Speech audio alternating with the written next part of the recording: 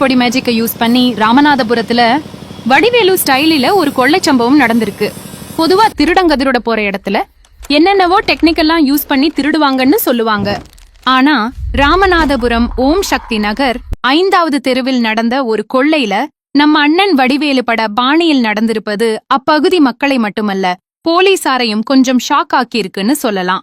ரவிச்சந்திரன் என்பவர் தன் குடும்பத்துடன் கோயம்புத்தூரில் உள்ள உறவினர் வீட்டுக்கு கிளம்ப, நான் வர்ற வரைக்கும் வீட்டை கொஞ்சம் பத்திரமா பாத்துக்கோங்கப்பா என்று எதிர் வீட்டுக்காரரிடம் சொல்லிவிட்டு போயிருக்கிறார்.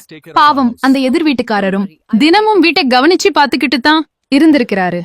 நேத்து காலையில போய் பார்த்தா கதவெல்லாம் உடைஞ்சு கிடக்கிறத பார்த்து அவர் அப்படியே ஷாக் ஆயிட்டாரு. உள்ள போய் பார்த்தா பீரோ எல்லாம் உடைந்து நாலாபுரமும் சிதறி கிடக்க, அதைவிட உச்சக்கட்ட அதிர்ச்சி வீடு முழுக்க மிளகாய் பொடி தூவி இருந்ததுதான். திருடினது பத்தாதுன்னு கண்ணு எரியற அளவுக்கு வீடு பூரா மிளகாய்